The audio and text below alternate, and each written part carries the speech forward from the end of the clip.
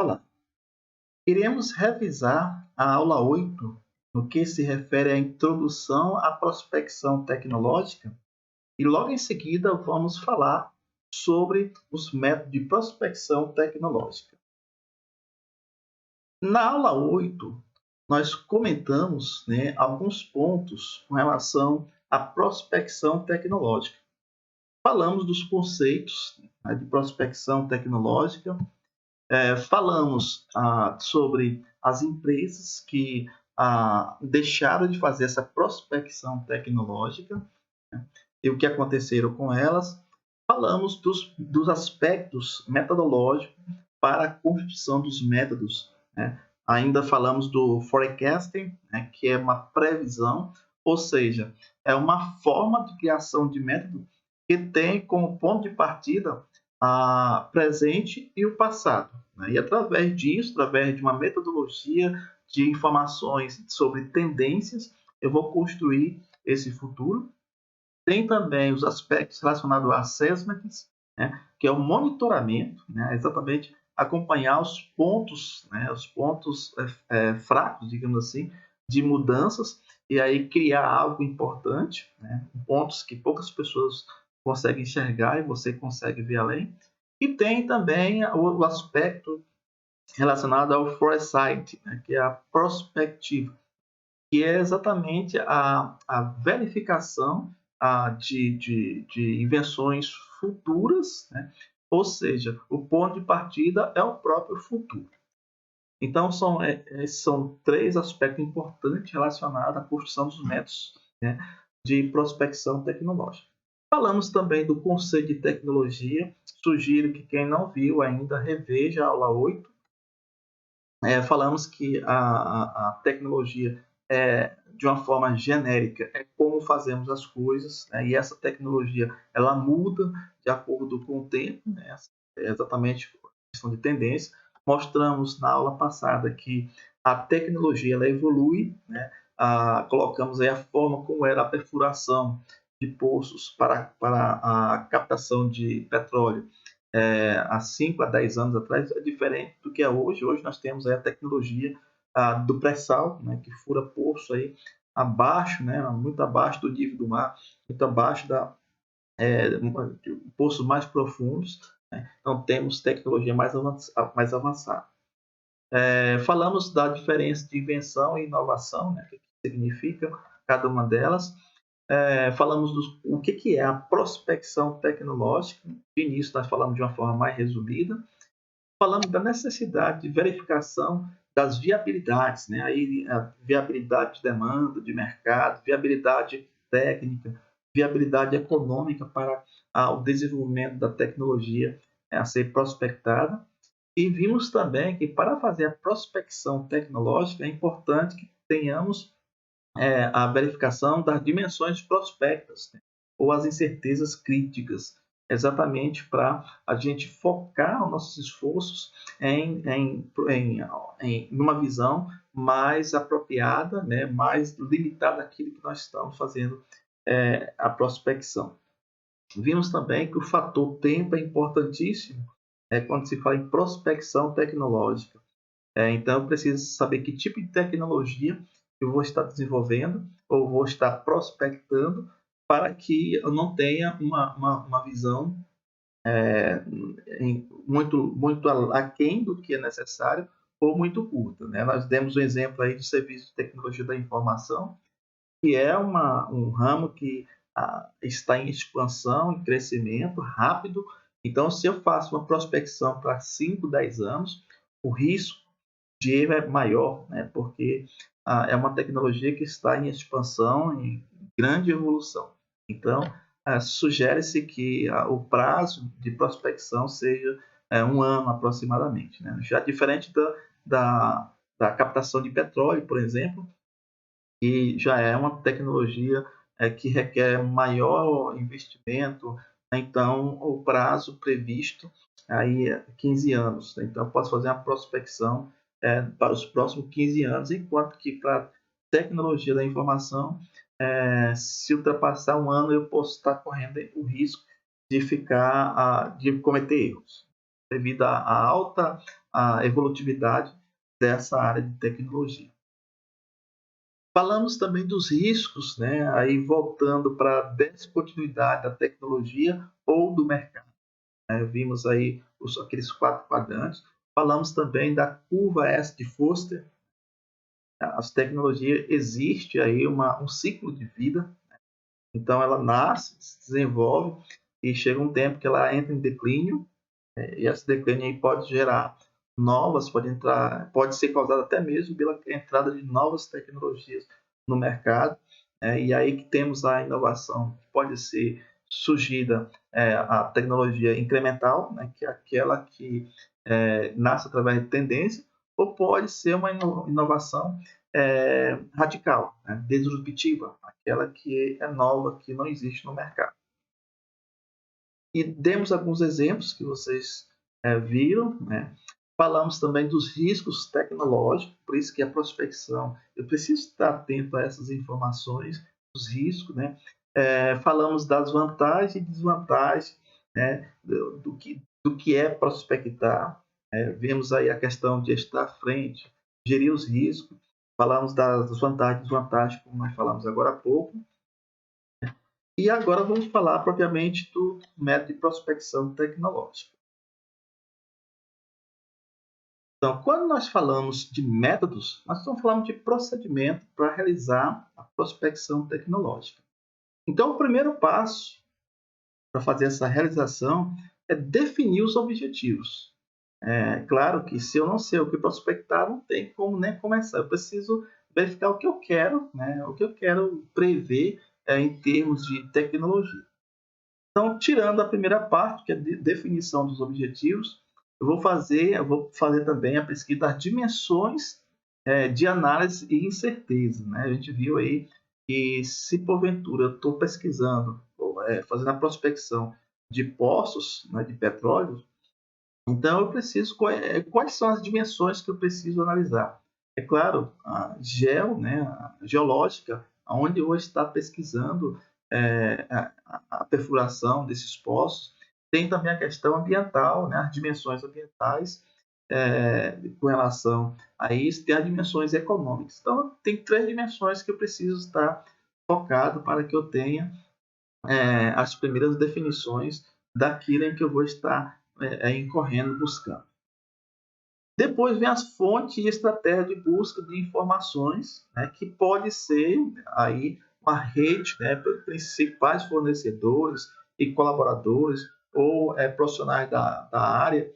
Né, a gente vai falar de vários, principalmente painéis de especialistas, vamos falar logo na frente disso.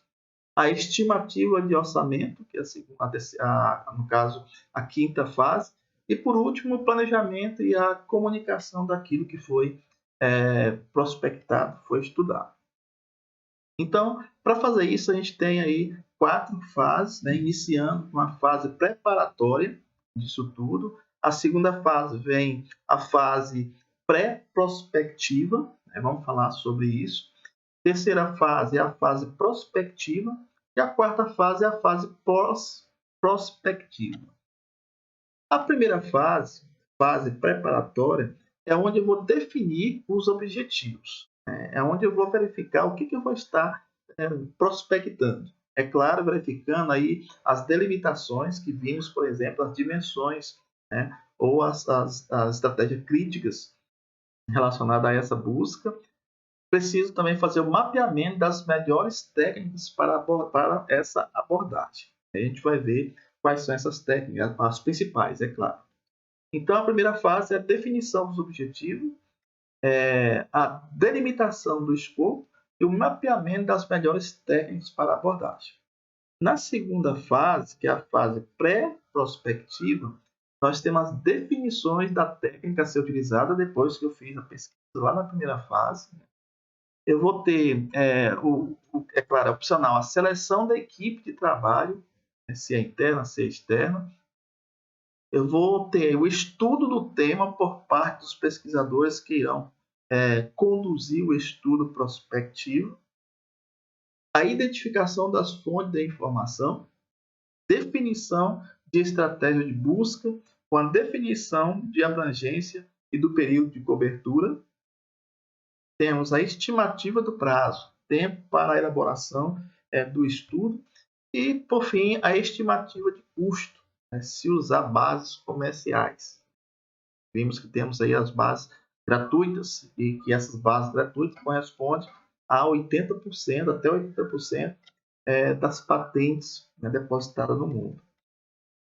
Na terceira fase, a fase prospectiva, nessa fase é colocada em prática as técnicas selecionadas. Então a gente viu que eu tenho a primeira fase, que aí eu verifico a questão dos meus objetivos. A segunda fase, vou verificar quais são as ferramentas que eu vou estar utilizando, quem vai ser a equipe que vai estar trabalhando comigo. E a terceira fase é exatamente essa, que inclui aí a coleta, tratamento, análise e consolidação das informações. Então, são análise das informações tabuladas, identificação dos tipos de informações relevantes ou disponíveis, reavaliação das fontes de dados escolhidas, custo, a definição dos relatórios e gráficos de constituição, ou seja, que constituirão o trabalho, a elaboração de relatórios conclusivos, elaboração de texto de estudo e a avaliação final e conclusão do trabalho. Isso acontece tudo na fase prospectiva. Na fase pós-prospectiva, a avaliação e comparação dos resultados obtidos com experiências similares, a disseminação dos resultados e implantação de decisão ou decisões, e o monitoramento e avaliação das tendências tecnológicas e introdução de inovação. Isso acontece na quarta fase. Então, na primeira fase, onde eu vou definir os objetivos, vou estudar o tema, nós temos a revisão da literatura proposta. Então, aqui tem a delimitar o tema, delimitar o problema a ser investigado, procurar novas linhas de investigação através da literatura, ganhar perspectivas metodológicas, identificar recomendações para investigações futuras. Então, na revisão da literatura, nós temos aí o passo a passo, sendo o primeiro a identificação do tema e seleção da hipótese ou questão da pesquisa. Isso começa na primeira fase ainda. O estabelecimento de critérios para inclusão e exclusão de estudos, amostragem ou base na literatura. No terceiro momento, a definição das informações a serem extraídas dos estudos selecionados, categorização dos estudos. Depois vem a avaliação dos estudos incluídos na revisão e a interpretação dos resultados. Isso já ainda lá na primeira fase da prospecção. E quais são os principais métodos de prospecção tecnológica? Então, a gente vai estar mostrando para vocês alguns desses principais métodos. Então, um deles, o primeiro, é o monitoramento e sistema de inteligência. Esse monitoramento ele trabalha sobre a prospecção do meio de patentes, por meio de patentes, artigos científicos e revista. Então, através de prospecção de patentes, ou seja, o que tem de patente registrada em cima daquilo que eu estou fazendo a prospecção. Lembrando que a patente, quando se deposita, ela cria uma expectativa daquilo ser desenvolvido. Não foi desenvolvido ainda. A patente, exatamente, eu tenho que fazer isso antes para depois desenvolver aquela tecnologia, até para garantir que eu tenha aí os direitos patrimoniais sobre aquela invenção. Então, quando eu faço a busca de patente com relação àquilo que eu quero prospectar, eu tenho aí uma previsão do que vai ser o que pode ser desenvolvido em cima daquilo que eu quero desenvolver. Então, eu posso estar verificando o que tem de previsões futuras de tecnologia acerca daquilo que eu pretendo prospectar, o que tem em termos de informações, e eu consigo verificar quais são as tendências de desenvolvimento tecnológico futuro dentro daquilo que eu quero desenvolver. Então, a prospecção, o monitoramento do sistema de inteligência, ela é feita principalmente pela prospecção por meio de patentes, né, artigos científicos e revistas. O outro método é o método estatísticos e análise de tendências. Essa parte ela analisa a bibliometria, também traz a questão da análise de correlação, né? São dados estatísticos, claro, análise de impacto cruzado, né? E a demografia, além da análise de risco. Então, a metodologia, o nome já diz, né? Trabalha através de estatísticas e análise de tendências, e é claro, eu vou ter aí números, né, para fazer essas correlações.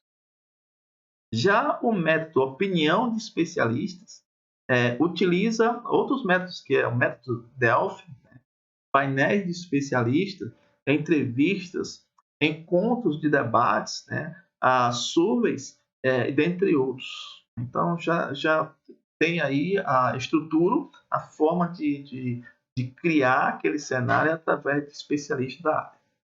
Tem também os métodos de cenários, onde eu vou criar cenários otimistas, cenários realistas ou cenários pessimistas. Eu vou criar e vou trabalhar para aquele melhor cenário. É claro que isso traz uma previsão dos pontos fortes, ponto fraco que existe.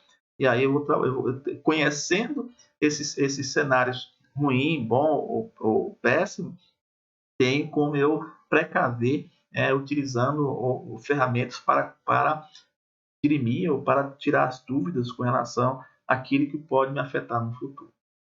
O outro método é o de criatividade, né, que usa as técnicas de brainstorm, né, que é um conjunto de pessoas pensando numa solução de um problema e nasce aí novas tecnologias. Outro sistema, né, ou outro método é os sistemas de avaliação e decisão. Aí nasce da hierarquia analítica, né, e a área de relevância. A gente vai estudar cada um desses métodos mais adiante. E, por fim, outros mais utilizados também, métodos descritivos e matrizes, e modelagem e simulação. São esses principais métodos que traz aí a noção de como fazer, né, ou de como colocar, né, de como digamos assim, ativar um processo prospectivo. Então, no primeiro momento, né, nós temos aí os métodos e quando usar esses métodos. Então, o primeiro é os cenários qualitativos. Quando é que eu uso esse método? Então, eu vou usar para prever o improvável, publicar e construir um plano de ação, analisar os riscos e planejar contingência. Também quando eu quero trabalhar, ter uma visão de longo prazo, então eu vou trabalhar o método de cenários qualitativos. Painéis estruturados. Quando eu vou usar? Quando eu tenho muitos assuntos para prever, além da própria tecnologia. Diferentes perfis de participantes. Então, eu vou usar o método estruturado exatamente quando eu tenho vastos assuntos a ser debatido, a ser questionado, para uma visão de futuro. Então, vou usar o método painéis estruturados. Roadmaps. Quando eu vou usar essa técnica? Então, quando há evolução incremental de produtos, né? Identificação de recursos necessários para a execução. Então, através dessa observação incremental da tecnologia, eu vou fazer, né? Eu vou criar, né, mapas, vou criar caminhos para construir esse futuro. Environment Scan. Identificação de eventos improváveis, sinais fracos. Então, muitas vezes, aqueles filmes futuristas, né, que existe, onde aquilo é improvável de acontecer. Então, através desses sinais fracos, né, faz-se uma varredura, né, que é o Environment Scan do ambiente, e a gente consegue desenvolver tecnologias aquilo que parece improvável. E o Trend Time Series, né, que é substituição de tecnologia e análise de mercado. Aí é a questão de tendência, de demanda de mercado. Então, pode surgir novas tecnologias. No caso do método de cenários, né, mostram alternativas de futuros possíveis, considerando vários olhares sobre incertezas, críticas e dimensões. Nesse exemplo, eu tenho aí, eu posso estar utilizando outros métodos, né? A gente viu aqui a questão de vários olhares, então vou estar utilizando outros métodos. E aí eu tenho duas situações. Eu tenho o cenário normativos e tenho o cenário exploratórios. Né? Os cenários normativos, eu me baseio no futuro como ponto de partida. Então, eu vou criar algo praticamente novo, né? O futuro é o meu ponto de partida. Aí, mas voltando mais uma vez à questão dos filmes futuristas, né? Onde tem aquelas invenções que parece que é improvável. Então, trabalha-se nisso. É a percepção da necessidade futura, né? Cenário desejado. E no cenário exploratório, eu tenho aí como análise, né, o ponto de partida, o presente e o passado. Né? E a extrapolação disso, né, da capacitação tecnológica corrente, me traz aí a possibilidade de mudança de cenário. Então, criando novas tecnologias, extrapolando aquilo que existe hoje. No caso da matriz morfológica, método, é uma prática de cenário. Então, eu tenho lá as dimensões que a tecnologia, né? Aqui nós temos as dimensões, pode ser tecnologia, pode ser economia, pode ser a política, pode ser a questão geopolítica. Então, as dimensões, quais são as incertezas com relação a essas dimensões? Então, no caso da tecnologia, vamos supor que é a manutenção dessa tecnologia. Então, quais são os cenários possíveis? Então, eu tenho lá um indesejável, eu tenho o atual e tenho o desejável. Então, nós colocamos como exemplo aí no indesejável, registros não são claros. O pessoal negligencia a manutenção, esse é um cenário indesejável. Né? O atual, tem pessoal que reporta semanalmente as falhas, existência de um ciclo de qualidade. Esse é o atual. Mas qual é o desejável? Forte presença da manutenção preventiva. Providencia a imediata relação às falhas. Então, eu estou criando um cenário com base, né, no passado e no presente. Da mesma forma que tem aí a economia, né? Então, as incertezas, terceirização de recursos humanos, aí quais são os cenários, né, indesejável, atual e futuro, né? Ou seja, ou desejáveis. Então, através dessa matriz, cria-se um cenário desejável, né? Um cenário que possa trazer ou corrigir as falhas do presente e do passado. Né? Ou seja, criar um cenário em que tenha a redução maior de risco. Então, o que eu faço com isso? Eu faço uma criação, né, desse cenário. Eu crio o futuro e, através de tecnologia, por exemplo, com o roadmap, eu posso estar mapeando isso para chegar ao resultado que eu desejo com esse cenário desejado. Só lembrando que as dimensões prospectas é importantíssima, porque eu preciso delimitar minha pesquisa para que eu consiga alcançar, num tempo hábil, com maior grau de certeza, aquilo que eu quero prospectar. Né? Lembrando que algumas delas, né? As regulatórias, dimensões prospectas regulatórias, as dimensões prospectas ambientais, as dimensões prospectas geopolíticas, as dimensões prospectas econômicas, as dimensões prospecto tecnológico. Então, essas são as principais dimensões, e essas dimensões ela têm as incertezas críticas, ou seja, aquilo que é imprevisível, que é imprevisto, e que a gente pode construir o futuro amenizando essa diferenciação. Então, para fazer isso, a gente tem aí os métodos. Né? Então, o primeiro, nós temos aí, já vimos o cenário, também temos os painéis estruturados. Trata questões específicas, os painéis estruturados, trata essa questão específica, Fundamental para saber o que perguntar. Conta com a presença de especialista ou não especialista. É analítico ou preditivo, faz parte do processo de geração de ideias, excelente para a estratégia de inovação e resultados apresentados e validados em plenárias. Nós temos aí um conjunto de pessoas com alto conhecimento, especialista ou generalista, que vai trazer informações através de pensamentos, de análise, de discussões acerca de resolução de problemas futuros e chegar aí uma decisão, né, que será validada por esses especialistas. É claro que os especialistas podem ser três tipos, né? Então, tem o generalista, tem especialista que ele é generalista, né? É duplo sentido aqui, mas aqueles especialistas que têm vários conhecimentos, né, de um determinado assunto, e tem ampla visão e percepção. Temos as pessoas com profundo conhecimento na área, aqueles estudiosos que estudam essa determinada esse perfil, esse tipo de atividade em que eu estou à busca, né, buscando.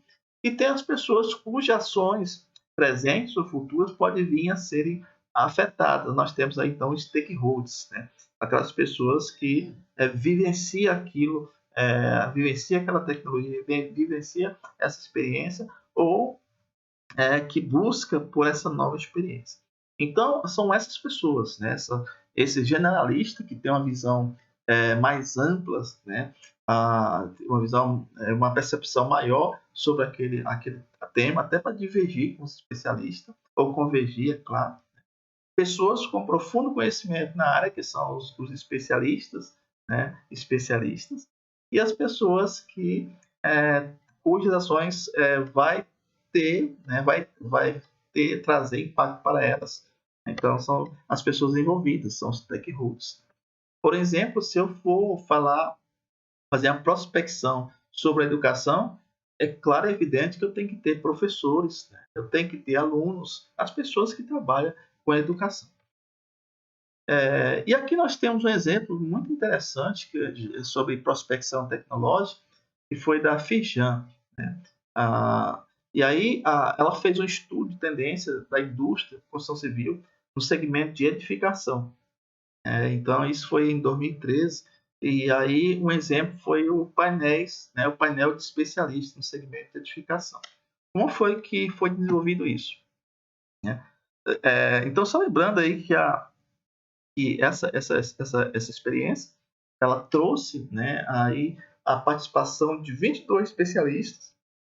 E quem são eles? Né? São representantes de empresas do setor, instituições científicas e tecnológicas da área, é claro, entidades do setor de edificação e um grupo de trabalho interno. Então, esse era um painel onde incorporou aí 22 pessoas que estavam, de uma certa forma, ligadas, né, a esse sistema de tecnologia. Então, no painel de especialista, aqui um exemplo, né? Então, a preparação, né, a etapa anterior ao painel, levantamento inicial da tecnologia, que é exatamente o objetivo, né, que foi a revisão bibliográfica.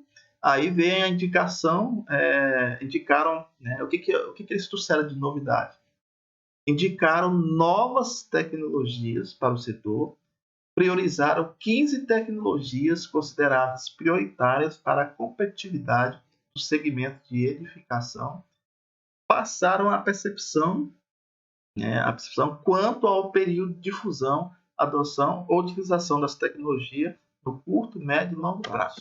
Então, E aí nós temos o resultado disso, né? Então, no caso, temos aqui o número de especialistas que consideraram a tecnologia um diferencial competitivo daqui a 10 anos.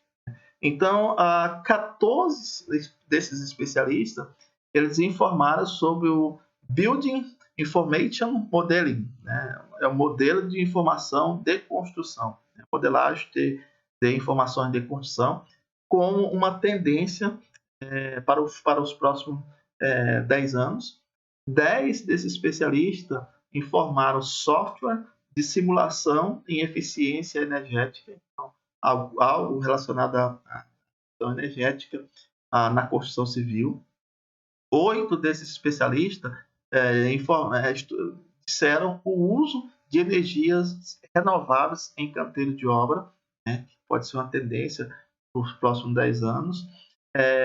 Os 7 deles, mapeamento acústico das cidades, exatamente eliminação de barulhos, informação de georreferenciadas, né, 6 deles indicaram isso, outros 6, simulador para desempenho térmico, né, outra questão, preocupação com o aumento, né, da temperatura, elemento de sombreamento de fachada, 6 deles indicaram como tendência, outros 6, sistema de automação predial, aí para a questão econômica de entrar, a luz acende, apaga e tudo mais, questão de automação, e a concepção voltada para o desempenho, aí 6 deles indicaram.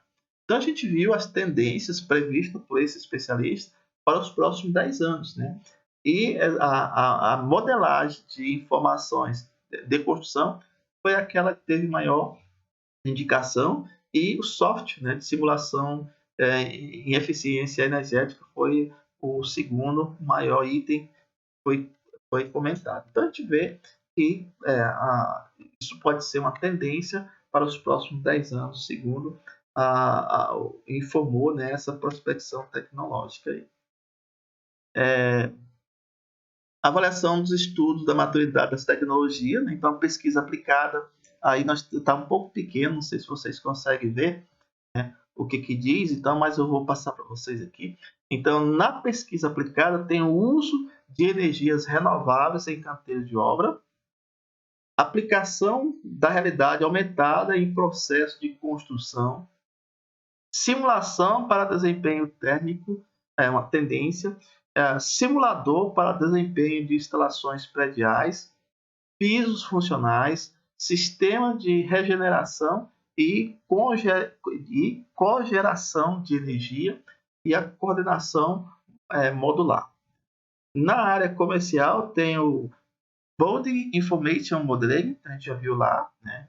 Exatamente esse estudo de informações de modelagem de edificações, sistema de automação predial, reuso de água cinza, né? Ou seja, reutilização de água dessas obras, software de simulação em eficiência energética, Lightstream Frame, relacionado à questão energética em si, em termos de eficiência, estrutura mista de concreto e a drawway. Então, isso está referindo àquilo que nós falamos atrás. Então, as avaliações dos painéis de especialistas trouxeram, né, esses resultados e mostraram o nível de maturidade das tecnologias existentes também. Como obter essas informações, né? Como obter essas opiniões? E aí nós trouxemos aí a questão dos comitês que são formados, as universidades, né, que têm especialista naquela área, os centros de pesquisa que traz pessoas com essa capacidade, essa capacitação, esse conhecimento. Então a vantagem disso, né, a sinergia, né, são várias pessoas com esforço para definir, para descobrir determinada situação.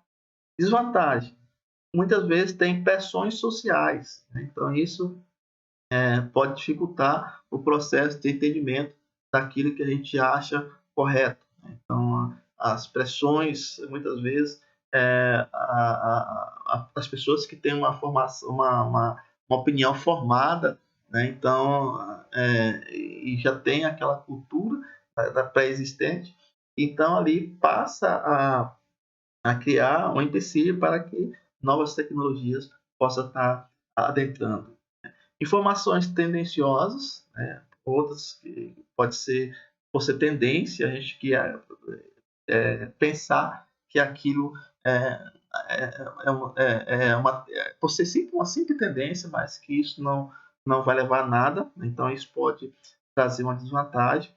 Repetição de argumento para influenciar a opinião, né? Como faz parte da pressão social. A vulnerabilidade a indivíduos dominantes, né?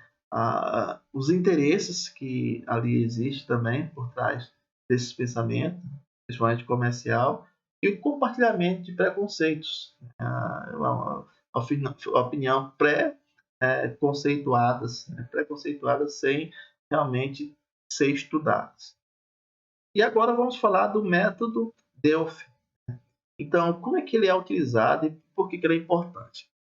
É um processo interativo de análise das respostas dos especialistas. Então, a gente exatamente há essa interação entre, né, os especialistas, ou seja, a resposta desses especialistas. Os especialistas não se conhecem e ficam em salas diferentes. Então, exatamente para evitar essa confusão das pressões, né, das opiniões formadas. Então, essa discussão vai haver através de respostas, mas eles ficam isolados, né? Não ficam se comunicando entre si. Recebe um questionário elaborado por uma equipe de coordenação. Essa equipe ela tem que ter o conhecimento do método, de como funciona, e ter o conhecimento também do assunto.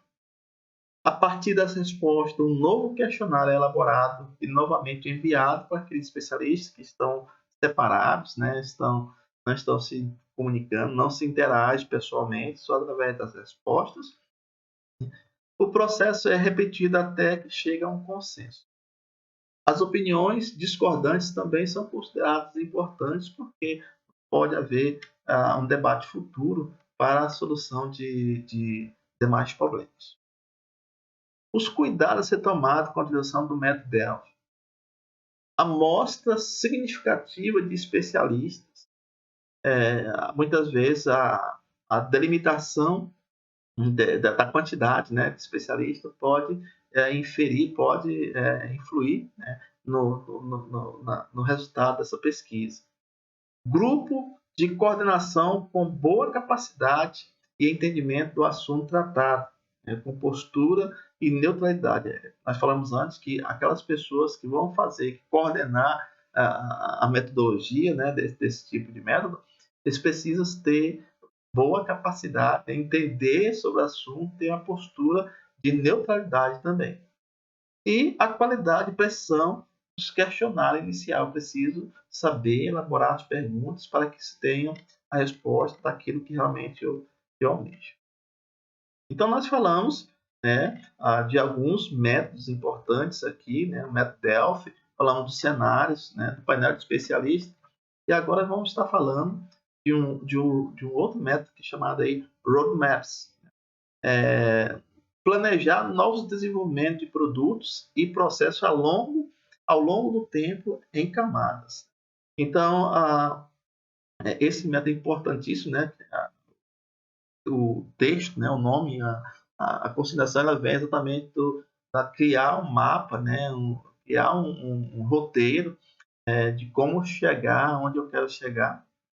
Então, dentro dessas camadas, nós temos os objetivos estratégicos, né? As tecnologias, o projeto de pesquisa e desenvolvimento, os recursos humanos e materiais que eu tenho, as parcerias e fornecedores que eu posso estar utilizando. Então, o Roadmap ele é uma metodologia muito interessante, muito bacana, porque ela faz, né, ela traduz o desenvolvimento através de passos, né? Eu vou segmentar aquele meu pensamento, o meu desenvolvimento de tecnologia, vou segmentar isso de uma forma que eu possa estar, por etapa, chegando naquele cenário que eu criei. Então, eu tenho aqui vários aspectos que eu posso estar utilizando. Aqui nós colocamos recursos, produtos e serviços direcionador de tecnologia, direcionador de mercado. Então, passado, presente, caso hoje, como é que está, a curto prazo, onde eu vou estar, e a longo prazo, quais são as atividades que eu vou estar desenvolvendo. aqui nós temos um modelo, né? Claro que existem diversos modelos de roadmap, né? Exatamente, mas cada um deles pode ser tratado, pode ser direcionado a determinada tecnologia, né? Mas eles funcionam como exatamente um mapa, né? De roteiro de aonde chegar, aonde eu quero chegar a curto, médio e longo prazo. Então, nós temos aqui as camadas mercado, produto, tecnologia. Eu tenho tecnologia A, tecnologia B, tecnologia C. Na primeira camada, eu tenho o estágio atual, como está. A curto prazo, onde eu quero estar. Médio prazo, onde eu quero também estar. E a longo prazo, da mesma forma que eu quero desenvolver essa tecnologia.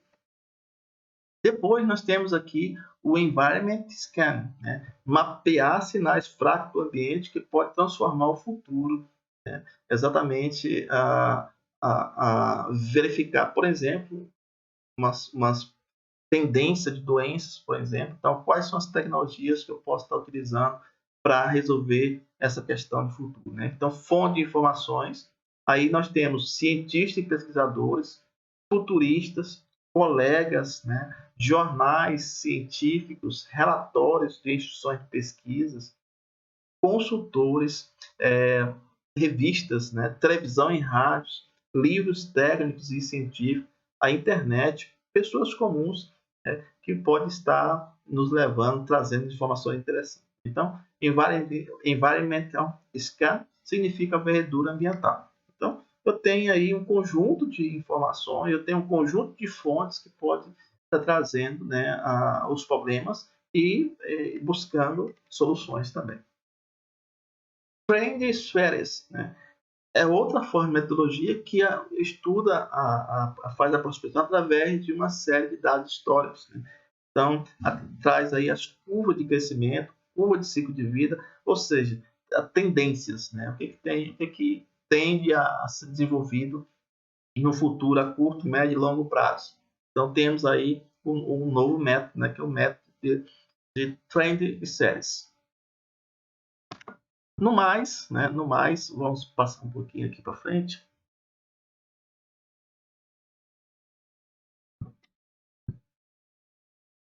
Então, não existe uma fórmula pronta, né, para elaborar um estudo de prospecção.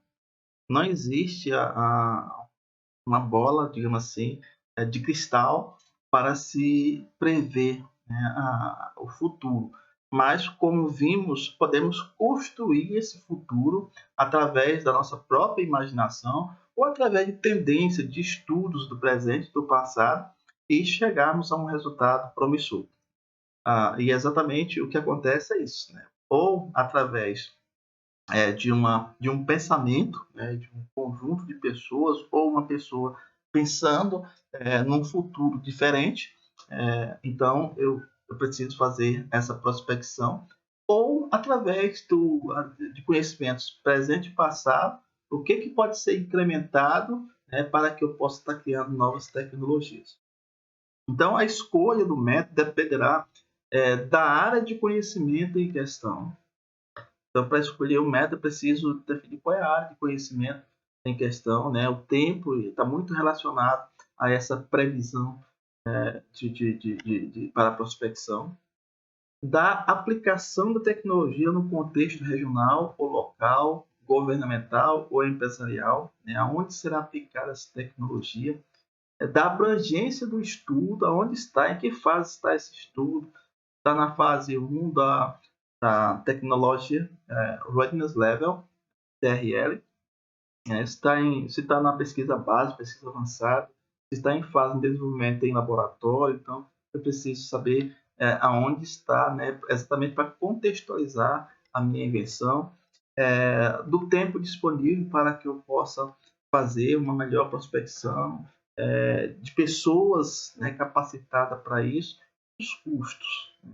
Muitas vezes eu preciso contratar especialista para exatamente ter, né, essa visão mais ampliada daquilo que eu quero verificar, o que eu quero produzir. E nós já repetimos nas aulas anteriores esse mapa, né, que eu criei com base numa empresa, né, que é a BGI Brasil, né, que achei muito interessante esse formato, né, e aí a gente fez umas alterações em termos de informações mais detalhadas. Então, nós temos aqui uma escala de mensuração exatamente da maturidade da tecnologia, né, usada pela NASA, foi criada também pela NASA, essa ferramenta, onde eu tenho até 9 níveis, né, de desenvolvimento, sendo que no primeiro é a pesquisa básica, né, o princípio básico da coisa, ou seja, estou ainda começando os estudos, eu tenho conceituando aquilo que eu, criando teorias sobre aquilo que eu quero inventar, eu estou estudando, né, na realidade, tentando descobrir aquilo que eu quero desenvolver. Depois vem no nível 2 a aplicação desse conhecimento, que eu quero desenvolver. Então, aí, onde eu posso estar aplicando aquele conhecimento que eu descobri. Depois, no terceiro, quarto, quinto e sexto, já vem o desenvolvimento, né, através de experiência em laboratório, depois em um ambiente mais relevante. Por exemplo, teste para vacina que inicia em vitro primeiro, depois vou desenvolver vou experimentar em animais e depois em humanos. Então, isso demonstra cada uma dessas etapas, né? Indo aí para o nível 7, que é onde eu vou ter um protótipo daquilo que eu desenvolvi já operando no ambiente operacional, né? No nível 8 eu já tenho um sistema desenvolvido e aprovado, e no nível 9 eu estou já comercializando, está pronto para comercializar aquela produção. Então, no ambiente prospecto, eu preciso verificar a que nível de maturidade está essa minha tecnologia com vista a outras tecnologias do mercado, né? Até saber se tem alguma semelhança, se não tem, eu preciso fazer essa prospecção. E também a gente viu lá atrás a questão da busca de anterioridade, né? Para verificar se aquilo que eu estou desenvolvendo, antes de fazer isso, a prospecção tem que fazer a busca, para verificar quais são as tecnologias que existem alinhada a essa minha ou próxima dessa minha, e o que a minha difere delas, e também se ela existe, né? Se existe aquilo que eu estou tentando desenvolver, porque senão eu não consigo fazer a proteção, porque não existe mais o critério de novidade. Então, passando cada um desses passos, eu preciso entender, né, cada uma dessas fases exatamente para garantir, né, que a minha tecnologia não seja uma repetição de uma outra, ou seja cópia de outra. Então, por que eu devo adotar essa avaliação de maturidade? Então, permite melhor compreensão das incertezas de um projeto. De fato, o processo de avaliação do índice corresponde a uma avaliação de risco, né, tecnológico. Então, quanto maior for o desenvolvimento, né, o grau de maturidade, quanto maior for o nível de desenvolvimento, menor é o risco para aquela tecnologia, ou seja, aquela tecnologia que está no nível 1, então o risco é muito alto, está errado, está sendo desenvolvido ainda, a gente não tem nada concreto, então o risco é maior. E aquela tecnologia que está na fase 7, 8, o risco é menor porque já foi testado, já foi experimentado e já está sendo produzido. Então, quanto maior o nível de maturidade da tecnologia, menores são os atrasos do projeto, pois quanto maior o índice, menor o risco. O índice permite identificar quais itens, componentes, demandam maiores investimentos para se alcançar certo nível de maturidade. Desenvolvimento de projetos demandado por nível de maturidade para atingimento dos requisitos. Então, a gente viu que no mapa, se vocês observarem aqui nesse mapa, no nível 3, vou botar aqui, no nível 4, observem que existe aí no nível 3 para o nível 4 até o nível 5, existe aí um maior dispêndio, né, de recursos, ou seja, é o momento que requer maior investimento por parte do inventor, né, ou de terceiros, para que essa tecnologia seja desenvolvida. Então, é nesse momento, né, o nível 4, nível 5, que nós chamamos também a Vale da Morte, né, onde muitas tecnologias esbarra aqui por falta de investimento, por falta de estrutura, por falta de condições para continuar o processo. Então, nesse período, né, do nível 4 para o nível 5, é onde acontece o maior nível de investimento e aqui é exatamente onde acontece a maior mortandade de projeto, né? Exatamente porque é relacionada a essa questão dos investimentos. Vamos passar um pouquinho para frente. Então, a aplicação, ainda voltando lá, né, para a questão da importância da avaliação da maturidade, a aplicação sistemática do índice ao longo do projeto permite que requisitos sejam progressivamente estabelecidos de forma a estarem de acordo com os recursos disponíveis para certo nível de risco aceitável.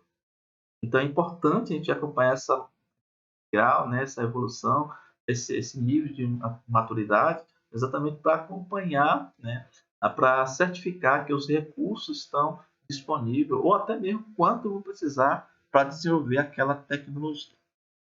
O índice pode ser adaptado para outras áreas ou contexto tecnológico, e não para a área espacial, que foi a área criada, né? Essa ferramenta foi criada pela NASA, né, para desenvolvimento de foguetes, né, de naves espaciais.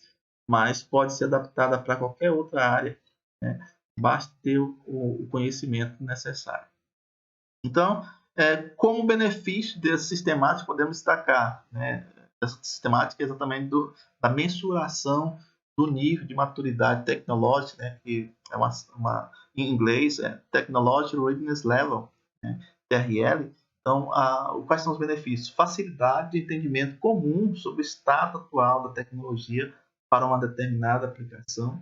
Até se eu quero investir nessa tecnologia, qual é o grau de maturidade, né, que eu possa estar inserindo, possa estar envolvendo, possa estar investindo para obter essa tecnologia importante. A gente sabe que quanto maior o grau de maturidade, menor são os riscos. Então, os investimentos acontecem no nível mais elevado. Então, quando eu estou começando, tem poucos investimentos, porque os riscos são maiores. A comparação de tecnologias em seus estágios atuais é instantâneo. Gerenciamento, né, desse risco, a tomada de decisão relacionadas ao financiamento da tecnologia, então são benefícios que eu possa ter, né? A tomada de decisão relacionada com a transição da tecnologia, ou seja, está em laboratório, vai passar para o teste em humanos, então é importante que a gente tenha essa informação. E traz uma avaliação métrica da maturidade do programa de tecnologia de projetos antes que o seu desenvolvimento se inicie. Então, a gente tem aí todas as informações em termos de mercado, em termos de desenvolvimento tecnológico, quando a gente faz essa mensuração dessa tecnologia. E essa parte eu acho interessante, que é o mínimo viable product, né? Que é exatamente o produto mínimo viável, né, que acontece lá na fase 7, 6, 7, né, da nossa tabelinha. É exatamente nessa fase aqui, no fase 7, né, que é onde eu tenho um produto mínimo, né, viável, mas necessário, que atenda a minha demanda, né, que atenda, que traz algumas informações importantes com relação àquele produto que eu quero entregar, né? Então, nesse exemplo, nós temos aqui produto inútil, né, o mínimo. Então, eu vou tirar aquilo que ninguém quer, né, aquele produto que ninguém quer. O viável, né? Eu vou também descartar aquilo que tenha mais dinheiro, e vou ter o mínimo valor, o mínimo produto, né? Ou seja, bons produtos que podemos construir, tirando, é claro, o desperdício, para fazer um teste de mercado, para ver se aquilo funciona ou não. Então, nós temos aqui um exemplo bem prático, né, exatamente desse mínimo produto viável. Nós temos aqui aquele barcozinho de papel, né, que ninguém quer usar, então isso eu tiro fora, então aquilo que é desnecessário eu tiro fora, mas tem uma ideia. E aqui eu tenho o mínimo viável, que seria uma caravela, né, bom o suficiente para atrair o primeiro usuário. E aqui o viável, né, que já é um produto que você deseja construir. Então, é importante que eu tenha esse produto mínimo viável para fazer a demonstração de mercado de uma forma que eu não tenha um custo enorme com relação a isso, mas que eu tenha um produto suficiente para que atraia aí o primeiro cliente. E aqui algumas informações básicas, né? O que significa ter esse produto mínimo viável, né? Eu tenho aqui um pneu e essas gravuras não representam o mínimo viável, mas sim, na segunda parte, nós temos aqui um skate, né? Esse skate posso transformar nesse outro tipo de skate, aí eu posso transformar isso numa bicicleta. Então eu tenho aqui produto mínimo viável, né? Exatamente esse skate que traz essa ideia, né, de desenvolvimento dessa tecnologia. E nós temos também aqui a questão da tecnologia, né? Ela pode ser uma tecnologia que está estagnada. Essa estagnação ela pode ter melhoria. Essa melhoria pode trazer aí a questão incremental, né? Através de transformação, de modificação dessa tecnologia. Eu posso ter uma nova tecnologia através de implemento, ou a disrupção, né? O final dessa tecnologia, que pode trazer outro. Nós colocamos lá na instrução o HD não, o disco rígido, né? O disquete, como existia, e surge novas tecnologias, ninguém quer mais o disquete, né? Então passou-se a usar o CD, e depois veio o pendrive, então as pessoas já estão esquecendo o CD, né? Tem computadores, notebook que não vem mais com drive de CD, e agora tem a questão das nuvens. Então essas tecnologias ela entra e pelo seu grau de valor ela tira outras tecnologias, né, que nós chamamos de disrupção de tecnologia. Aqui nós temos essa mesma tabela que nós falamos sobre a TRL, né? As fases que sucedem, né? O descobrir, depois entender. A primeira fase é o descobrir, que é a pesquisa básica. Depois vem entender aquilo lá, que é a pesquisa aplicada, né? São os conceitos. E a 3, fazer a adaptação daquilo que eu quero, né? Daí entra na 4, 3, 4 e 5. A 6 eu vou validar, né? Ou seja, tanto a 4, 5, 6 e a 7 é o desenvolvimento da tecnologia, sendo que a 7 eu vou refinar aquilo, né? Na 8ª eu vou usar o produto, né? Então eu vou fazer a produção daquilo e fazer o estudo em si. Antes disso, nós temos aí o estado da técnica, que é o que as outras tecnologias têm em termos de desenvolvimento, e eu posso estar... Existe tecnologia semelhante à minha? Sim. Então, a que nível está essa tecnologia? Já foi desenvolvida? Está na fase 1 de pesquisa? Está na fase de TCC ainda? Está na fase de laboratório? Então, eu preciso também fazer essa definição, né? Então, nada mais, né, que a gente queria passar para vocês era um resumo do quais são os métodos, né, os principais métodos de prospecção tecnológica. Reveja o assunto, que é um pouco complexo, né? O material está disponível para vocês no nosso site, administrac.com, e fico à vontade para fazer a revisão desse trabalho. Até mais.